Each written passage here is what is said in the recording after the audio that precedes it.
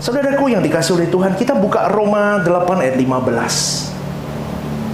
Di situ Paulus berkata begini, sebab kamu tidak menerima roh perbudakan yang membuat kamu menjadi takut lagi, tetapi kamu telah menerima roh yang menjadikan kamu anak Allah. Oleh roh itu kita berseru, ya Aba, ya Bapa. Roh perbudakan itu menunjukkan gairah spirit atau hasrat di dalam jiwa kita yang masih duniawi, yang bertentangan dengan kehendak Allah. Dan roh perbudakan itu menguasai orang-orang yang tidak hidup menurut roh. Dari kecil, saudaraku, kita hidup di dalam asuhan orang tua, dan kebanyakan orang tua tidak memahami kebenaran secara tepat. Meskipun mereka Kristen, tetapi mereka belum memahami kebenaran dengan proporsional, dengan koridor yang tepat. Sehingga orang tua mengajarkan berbagai filosofi yang tidak sesuai dengan kebenaran firman. Belum lagi lingkungan pendidikan, pergaulan, teman-teman semua di sekitar mereka. Dan itu menjadi masukan-masukan yang memenuhi filosofi seseorang di dalam kehidupannya. Dan biasanya filosofi kehidupan manusia adalah materialisme. Materialisme adalah filosofi yang berkata bahwa nilai tertinggi kehidupan itu adalah materi. Di dalamnya ada harta, ada uang. Dan padahal cinta uang adalah akar dari segala kejahatan. Tetapi itulah yang kita warisi dari orang tua kita, dari lingkungan kita. Dan itu yang menyebabkan kau dan saya sebagai manusia jatuh dari berbagai belenggu dan ikatan-ikatan yang akhirnya kau tidak bisa lepas, saudaraku. Hidupmu dikungkung, dikontrol, dan dikendalikan oleh dunia ini. Saya ngomong begini karena ini pengalaman saya, saudaraku. Kontrol dan kendali itu dari barang-barang dunia, dari kehormatan, dari perasaan bahagia engkau dihormati, perasaan bahagia engkau memiliki segala sesuatunya. Dan itulah yang disebut di dalam surat Yohanes, orang-orang yang hidup di dalam keinginan daging, hidup di dalam keinginan mata, hidup di dalam keangkuhan hidup. Dan orang-orang itu diperbudak dengan itu semua. Dan orang-orang seperti ini tinggal di dalam yang boleh saya sebut sebagai roh perbudakan. Dan itu melelahkan. Itu melelahkan sekali hidup tinggal di dalam roh perbudakan. Kita harus paham bahwa roh perbudakan ini sebenarnya hendak menunjuk kebalikan, opposite dari roh Kristus. Kalau roh Kristus itu, kalau kita temui di bahasa aslinya, dia menggunakan R kecil. Itu bukan menggambarkan pribadi Kristus. Roh Kristus itu menggambarkan spirit Kristus. Dan begini, saudaraku, kalau engkau tidak mengenakan spirit Kristus dalam hidupmu, maka pasti engkau akan terbelenggu dengan yang namanya roh perbudakan yang tidak pernah bisa kau lepaskan. Bahkan sampai kau mati, engkau masih terikat dengan roh perbudakan itu. Ketika engkau bisa mengenakan roh Kristus di dalam dirimu, maka engkau baru bisa berkata, inilah gairah anak Allah. Karena anak Allah yang berkenan di hadapan Bapanya hanya Kristus yang sudah menyelesaikan tugasnya. Maka dari itu engkau dan saya harus memiliki gairah anak Allah. Dan setiap orang percaya harus memiliki gairah ini di dalam hidup mereka. Kalau engkau tidak punya gairah anak Kristus, maka engkau bukan anak Allah. Saya ulang sekali lagi, saudaraku. Kalau hari ini engkau berkata, aku belum bisa mengaktifkan, atau aku belum bisa menghidupkan roh Kristus di dalam diriku, saya boleh berkata, setiap pribadi yang tidak memiliki gairah atau tidak memiliki spirit untuk menghidupkan gairah Kristus di dalam dirinya, mereka bukan anak Allah. Jadi anak Allah itu bukan sebutan, tetapi merupakan keberadaan. Roh yang memuat gairah, spirit, hasrat seperti yang ada pada Yesus ketika dia mengenakan tubuh daging seperti kita. Dan itu tidak dapat diperoleh secara mudah dan otomatis, saudaraku. Itu harus diperjuangkan melalui hidupmu di dalam pimpinan Roh Kudus. Itu yang membedakan anak Allah yang mau berjuang menjadi anak Allah dan orang yang tidak mau berjuang menjadi anak Allah. Kalau orang mau berjuang menjadi anak Allah, dia berjuang menghidupkan dengan segala perjuangan dirinya dari menit ke menit, detik ke detik hidupnya, di dalam segala lini yang terjadi dalam keadaannya. Dia setiap momen hidup itu digunakan untuk menghidupkan gairah Kristus dalam dirinya. Nah, kalau orang begini terus, lama-lama dia karakternya karakter anak Allah. Dia tidak lagi tercemar dengan dunia. Dia sudah tidak bisa lagi menikmati dunia. Kalau punya, ya punya, terima kasih Tuhan. Enggak punya pun enggak apa-apa. Dan itu tidak mudah, karena harus terus erat melekat kepada Bapa, sehingga tuntunan Roh Kudus itu pun terus menyertai dia. Fokusnya kepada gairah Yesus, dituntun Roh Kudus, fokus kepada Bapa, fokus kepada teladan Yesus, terus berjalan. Wah, itu tidak gampang, saudaraku. Itu dikhotbahkan begini gampang, dilakukan itu susah. Karena Roh Kudus akan menuntun seluruh orang yang mau berjuang di dalam kebenaran itu melalui logos dan rema yang dia terima dari segala masalah hidup mereka. Dan logos dan rema itu, saudaraku, itu akan membangun, di garis bawah ini, akan membangun cara berpikir. Logos dan rema akan membangun cara berpikir. Lah, ini loh, kuncinya untuk orang bisa sampai berkenan, itu diubahkan dengan cara berpikir. Dan cara berpikir membangun roh itu, atau spirit atau gairah itu harus hidup di dalam pimpinan Roh Kudus sampai engkau bisa menghasilkan gairah roh itu. Wah, ini susah nih, mudeng apa ora mudeng ini? Mubeng gitu. Tak ulangi, ini memang agak sulit, saudaraku. Simpelnya begini, bentar. Logos melalui kebenaran sejati, ya, pemberitaan firman, baca firman.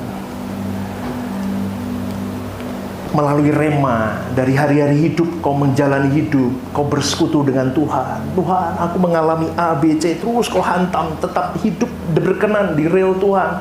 Logos dan rema itu terus. Masalah hidup ditambah dengan kebenaran, masalah hidup tambah kebenaran, masalah hidup tambah kebenaran, pengalaman spiritual dengan Tuhan, terus cerdas. Ngerti nggak? Cara berpikirmu terbangun, jadi cerdas. Orang kalau cerdas secara spiritual, nggak gampang putus asa, cerdas dia. Dia memaknai segala sesuatunya dengan,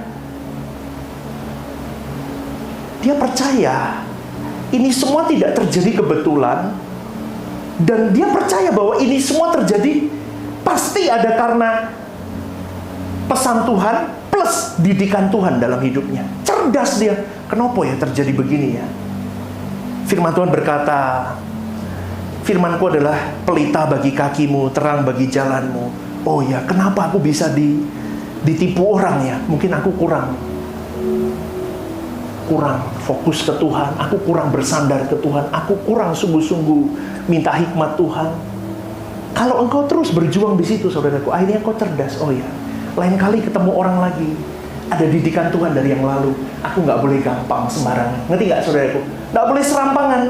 Aku lebih hati-hati, aku lebih Coba lebih detail, pakai hikmat Tuhan, lebih teliti, cerdas. Ketika kecerdasanmu itu terus kau gunakan, terus kau pacu, tapi nggak bisa dengan akali, tok nggak bisa. Harus dengan tuntunan Roh Kudus. Nah itu melalui logos dan rema, dengan tuntunan Roh Kudus. Terus jalan. Wih, hidupmu akan berkembang, saudaraku. Dan sampai di titik engkau akan melahirkan roh itu dalam dirimu. Hidup dalam pimpinan Roh Kudus itu akan melahirkan atau menghasilkan roh itu. Dan selanjutnya setelah menemukan roh itu, maka orang harus terus hidup di dalam pimpinan roh itu. Itu yang sulit. Orang bisa stay permanen, tetap tinggal di dalam kawasan Tuhan itu yang susah.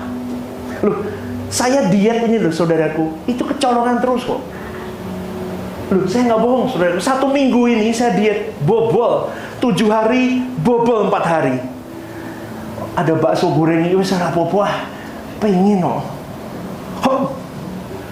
Nanti anak-anak ngomong katanya diet, buh urusan ngeleh aku. Loh betul saudaraku, nggak mudah, itu baru masalah diet. Aduh, mengasihani diri itu lebih sering. Aduh, pengen nih malam-malam kan mulai itu kayak tikus malam itu kan. Saya mulai lagi kerucuk, cacingku bergelora. Saya ngomong, aduh, nggak bisa begini terus, saya bisa mati gak sih nanti. Udah ada roti zuk, makan bobol. Itu baru diet saudaraku. Engkau belum yang namanya mengiring Tuhan, hidup di dalam tuntunan roh. Itu lebih menyakitkan. Karena orang-orang Kristen yang ada di dalam roh perbudakan tidak akan hidup menurut roh. Dia hidup di dalam hasrat dan dalam gairah dirinya sendiri. Dia tidak berani mengenakan gairah Kristus. Dia tidak berani. Dan orang-orang yang tidak memiliki roh Kristus adalah orang-orang yang dikuasai dengan hasrat atau gairah yang bertentangan dengan gairah Kristus. Dan orang-orang itu tidak pernah hidup dalam pimpinan Roh Kudus secara benar. Anda beruntung bisa duduk di sini dengarkan ini. Kalau Anda mau mencerna dengan baik, aturan Anda mulai mendeteksi roh perbudakan apa yang membelenggu dirimu hari ini. Saya bisa berkata begini karena saya dulu dibelenggu dengan banyak roh perbudakan dalam diri saya. Orang-orang begini tidak bisa hidup dalam kehendak Allah. Mereka hidup dalam kehendaknya sendiri. Mereka hidup di dalam kehendaknya sendiri dan mereka tidak memikirkan pikiran dan perasaan Allah. Mereka don't care. Mereka tidak peduli. Meskipun mulutnya bernyanyi, aku mencintai engkau Tuhan, tetapi hasrat jiwanya bukan untuk Tuhan. Dan keadaan seperti ini adalah keadaan yang diperbudak. Saudaraku, orang-orang yang ada di dalam perbudakan ini adalah orang-orang yang tidak layak memanggil Allah sebagai Bapa. Jangan GR suka manggil, ya Aba, Bapa. Anda ngaku-ngaku. Saya bisa ngomong kenal sama pejabat siapa. Pejabat itu belum tentu kenal saya. Sama saudaraku, hari ini kau panggil dia Bapa. Tetapi kalau Bapa tidak menganggap engkau, kau tidak pernah bertemu dengan dia. Engkau tidak pernah menginvestasikan waktumu dengan dia. Karena engkau masih hidup di dalam gairah dunia. Karena memang mereka adalah anak-anak dunia. Gairah mereka dimotori dengan perkara-perkara dunia, dengan segala keindahan dan keangkuhannya. Saya rindu saudara-saudari hari ini, coba Anda deteksi diri Anda. Karena kalau hari ini engkau mengaku dirimu sebagai anak Allah, seharusnya gejala-gejala anak Allah itu sudah tampil dalam dirimu mulai saat ini. Tetapi kalau gejala-gejala anak dunia masih melekat dalam dirimu, hati-hati saudaraku. Karena di dalam 1 Petrus 1 ayat 17, setelah kita mengaku sebagai anak Allah, seseorang harus hidup di dalam ketakutan selama dia menumpang di dunia. Mengapa? Karena penebusan Tuhan Yesus bagi kita itu dimaksudkan supaya kita dikeluarkan atau diubah dari cara berpikir hidup yang sia-sia yang kita warisi dari nenek moyang kita, seperti yang tadi saya katakan, orang tua kita dan sebagainya. Kita masuk di dalam kehidupan yang di dalam kesucian yang standarnya adalah Allah Bapa itu sendiri. Kalau engkau hari ini tidak pernah punya hasrat atau perjuangan untuk aku hidup suci seperti Bapakku kudus, kuduslah kamu sebab aku kudus, itu ada yang salah loh saudaraku. Kalau hari ini kau nyaman-nyaman, kau masih nonton film gak bener, kau masih main uang gak bener, kau masih ini dan itu, saya cuma mau berkata, ada sesuatu yang salah di dalam dirimu. Karena seorang Kristen harus terus berusaha untuk bertumbuh dalam perubahan tadi yang saya katakan, cara berpikir, sehingga mampu memiliki pola berpikir seperti Allah Bapa itu. Saya ulang sekali lagi, orang Kristen harus berjuang untuk memiliki cara berpikir sehingga engkau melahirkan pola berpikir seperti Allah itu sendiri. Makanya kita harus sepikiran dan seperasaan dengan Allah. Bagaimana engkau bisa sepikiran dan seperasaan dengan Allah kalau engkau tidak pernah berjuang untuk mengenali apa yang menjadi pikiran dan perasaan Allah? Bagaimana engkau bisa mengenali pikiran dan perasaan Allah kalau hari-hari hidupmu hanya dibelenggu dengan materialisme? Kau tidak mau urusan dengan Tuhan. Hari ini banjir. Misal contoh, nggak ada yang datang nih, nggak bisa datang. Banjir. Oke. Ke gereja nggak bisa banjir. Coba kalau datang hari datang ada cuan 2M. Lu datang nggak? Halo? Kalau ada cuan 2M nih di gereja ini, lu banjir terjang nggak? Terjang, noem. Sih? Gotio, captio aja terjang. 5 juta, 10 juta aja kita terjang. Sih? Tetapi banyak manusia yang berkata, ku pertaruhkan semua yang ku miliki. Belum. Itu hanya nyanyi. Apalagi engkau menyalipkan kedaginganmu, kesukaanmu, kau berikan dirimu seperti ini. Ku pecahkan untuk sesamaku. Bahkan aku cuma punya ini, ku berikan untuk sesamaku. Belum, saudaraku. Kita itu beri sesama kita, kita beri ke Tuhan kita, itu yang sisa. Saya bertobat dengan hal ini. Saya dulu selalu memberi yang sisa. Coba lagu itu gimana? Ku nyanyi bareng. Ruhkan semua yang ku miliki, yang nanti pasti akan pergi. Katakan, tak ada lagi yang ku bawa sampai mati, tak ku sesali melayani. Engkau yang abadi. Dan ini harus dihidupi. Nah, gampang saudaraku. Karena mengiring Tuhan, hidup di dalam gairah Kristus itu menyakitkan. Karena Kristus pun hidup menyakitkan di bumi ini. Benar gak? Kristus hidup di bumi ini 2000 tahun yang lalu menyakitkan.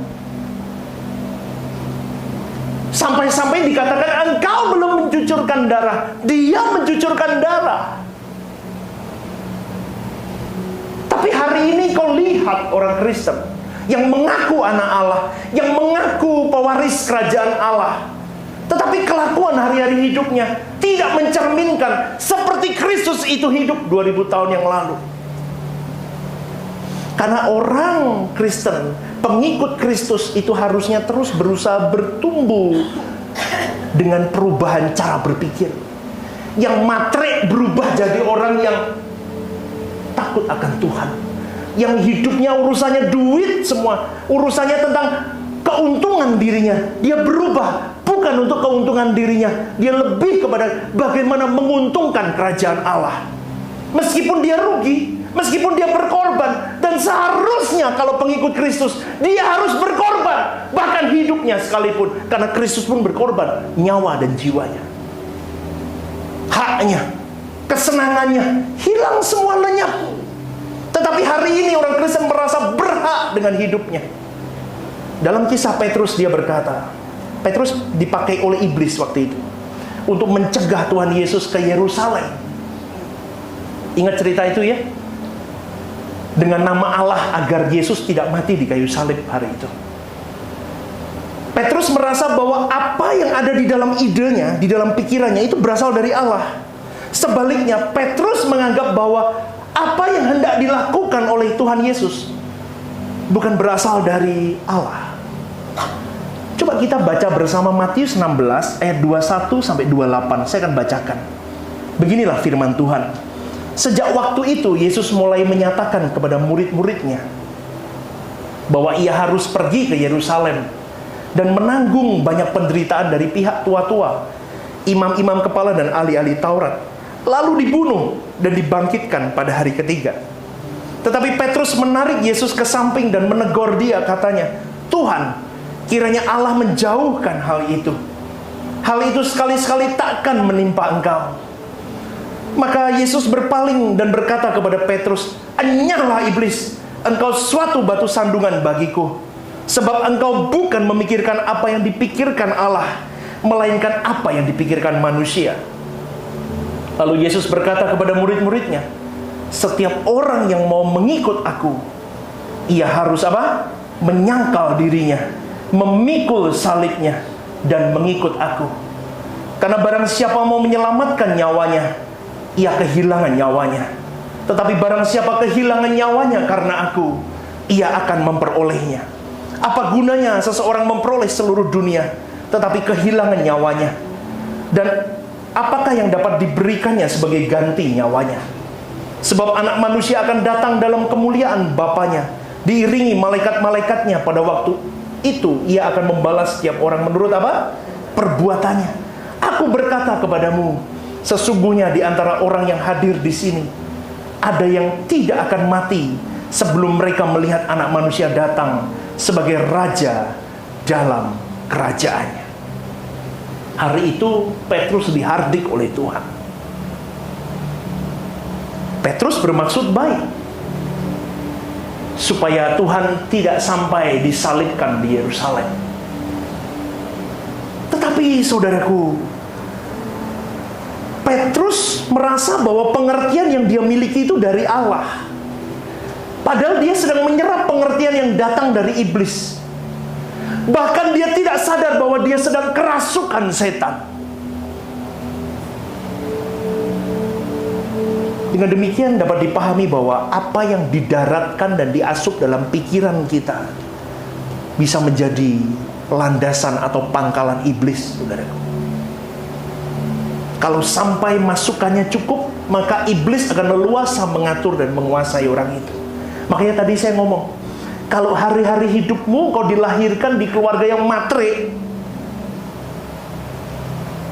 Oke, aku nggak lahir dari keluarga matre, pastor. Oke, lingkunganmu matre, teman-temanmu matre. Sekarang kau di dalam lingkungan, teman-teman kumpulan, organisasi apapun, orang-orang matre, orang-orang dunia, dan kau tercemar setiap hari. Saya kasih tahu saudaraku, jangan sembarangan dengan daging. Dagingmu itu kuat sekali. Hidup menurut daging itu lebih mudah, jauh lebih mudah. Kayak anak kecil, saya ajari untuk berhenti berbicara kotor. Itu lebih sulit daripada dia belajar bicara kotor. Dia belajar bicara kotor, 2-3 hari kumpul sama anak-anak yang bicaranya kotor, dia bisa fasik. Tetapi untuk merubah dari bicara kotor itu tidak berbicara kotor, 1 bulan, 2 bulan, 3 bulan, 1 tahun belum tentu selesai. Maka dari itu jangan sok kuat engkau kumpul dengan orang-orang yang tidak takut akan Tuhan. Maka itu akan membangun landasan pangkalan-pangkalan iblis di dalam dirimu. Sampai nanti suatu hari roh perbudakan itu sudah mengikat engkau kuat. Habis, saudaraku, engkau tidak akan pernah bisa keluar dari ikatan itu. Pak Petrus berkata begini karena memang Petrus tidak memiliki pemahaman yang benar tentang kerajaan Allah. Di momen ini dia belum memiliki pemahaman yang benar. Petrus masih matre. Pemikirannya masih tentang kerajaan dunia. Pikirannya tentang jabatan. Kalau Yesus itu Mesias, dia berada di posisi mana? Jadi menteri kah? Yesus jadi rajanya, dia jadi siapa? Jadi menteri kah? Jadi gubernur kah? Dia masih berpikir tentang dunia. Dan orang-orang seperti itu, saudaraku, dirasuk setan itu dengan gampang. Itulah sebabnya, saudaraku, kita harus selalu mempertimbangkan bahwa kemungkinan kuasa gelap itu masih bisa mempengaruhi hidup kita. Dari cara-cara kita berpikir, dari prinsip-prinsip kebenaran yang kita pahami, seringkali kita masih oke lah, nggak apa-apa. Hati-hati, saudaraku, kita harus mulai memperkarakan, apakah benar-benar aku sudah berada di dalam kebenaran Tuhan, di dalam kawasan Tuhan, atau belum. Rasul Paulus berkata, awasilah dirimu sendiri, awasilah ajaranmu, bertekunlah dalam semuanya itu, karena dengan berbuat demikian engkau akan menyelamatkan dirimu dan semua orang yang mendengar engkau. Petrus telah menerima masukan dalam pikirannya mengenai konsep Mesias yang salah, yang tadi saya katakan. Maka Yesus dengan tegas, enyalah iblis, engkau suatu batu sandungan bagiku, sebab engkau bukan memikirkan apa yang dipikirkan Allah, melainkan apa yang dipikirkan manusia.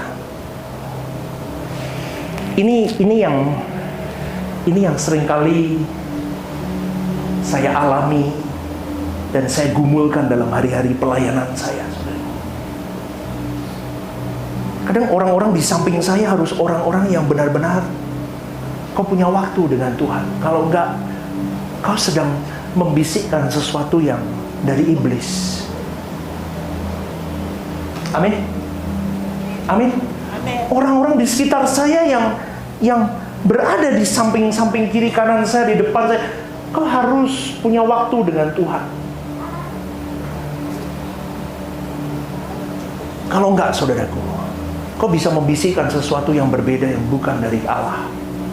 Maka dari itu, konsep-konsep yang ada dalam pikiran seseorang itu harus benar-benar di dalam kontrol Tuhan, takut akan Tuhan. Tidak, orang-orang Kristen harus tidak dibelenggu dengan roh perbudakan. Sehingga kau bisa berkata, aku nggak boleh jadi manusia yang matre, aku nggak boleh jadi manusia yang terikat dengan apapun. Meskipun aku harus melayani apapun untuk pekerjaan Tuhan, meskipun aku harus berkorban dan memberikan seluruh hidupku. Ku pertaruhkan, tadi kan, ku pertaruhkan semua yang ku miliki, semua.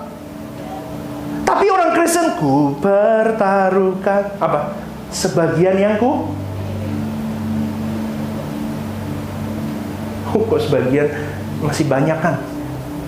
Ku pertaruhkan sisa yang ku miliki.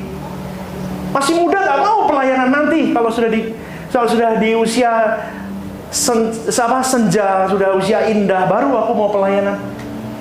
Jadi kalau hari ini kau dibukakan pikiran, kau mengerti posisimu, kau mengerti bagaimana kau harus hidup. Kau tidak boleh tinggal dalam roh perbudakan. Kau harus menghidupkan gairah Yesus. Kalau engkau menghidupkan gairah Yesus, engkau bisa lepas dari roh perbudakan. Kalau tidak menghidupkan gairah Yesus, jangan harap engkau bisa lepas dari roh perbudakan, saudaraku. Karena hidup manusia pasti matre. Nggak ada yang nggak matre. Ada di sini berani ngomong saya nggak matre? Matre semua. Dasarnya matre pasti. Nggak mungkin nggak. Tapi orang yang sudah masuk di dalam gairah Yesus, dia baru bisa bertobat dari kematerian itu. Engkau dan saya hari ini tidak usah peduli dengan jabatanmu. Engkau bukan pendeta, engkau hanya jemaat biasa atau apapun. Saya cuma mau katakan, seluruh tindakan hidupmu setiap hari harus memiliki pikiran dan perasaan yang sesuai dengan Allah Bapa. That's it. Itu harus kau kejar. Karena setiap keputusan yang kau ambil nanti ketika engkau memiliki pikiran dan perasaan Kristus, pilihan-pilihan yang kau ambil tidak menyimpang dari kehendaknya. Meskipun seringkali dianggap bodoh oleh manusia, tetapi engkau tidak bodoh, engkau berharga di mata Allah kalau engkau memilih itu. Dan jadikan itu sebagai hal yang wajar. Karena kalau engkau tidak memiliki pikiran dan perasaan Kristus, engkau tidak memiliki pikiran dan perasaan Allah Bapa, engkau tidak menghidupkan gairah Kristus, maka engkau belum masuk dalam standar kehidupan anak Allah. Saya tutup dengan satu kalimat. Apa yang mengisi pikiran seseorang menjadi landasan dengan siapa dia bersekutu atau dikuasai. Kalau hari ini kau berkata, aku bebas dari roh perbudakan, maka pastikan ada Spirit Yesus yang kau hidupkan setiap hari. Dan orang kalau hidup di dalam Spirit Yesus, dia tidak bisa berkompromi dengan dosa. Dia tidak bisa berkompromi dengan apapun dengan dunia ini. Kalau orang berkata, aku menghidupkan Spirit Yesus dalam diriku, pasti orang itu adalah orang yang hidup di dalam kesucian dan kekudusan Tuhan. Lihat circle-mu, itu menunjukkan siapa dirimu. Lihat komunitasmu, itu menunjukkan siapa dirimu. Kalau komunitasmu kau masih nyaman dengan orang-orang dunia, kau masih bisa kumpul dengan orang-orang dunia, kau masih bisa menikmati dengan orang-orang dunia, cek lagi keadaan spiritual. Loh Pak, bukannya kita dipanggil untuk dunia? Yes, tetapi engkau tidak untuk bergabung dengan dia. Engkau harus menyelamatkan dia dengan cara cerdasnya Tuhan. Bukan Anda ikut. Kalau Anda ikut, Anda bisa melawan dagingmu, engkau jadi terang, oke. Tapi kalau engkau di sana jadi batu sandungan, masalah, saudara. Anda diberkati Tuhan hari ini? Amin. Kita bangkit berdiri.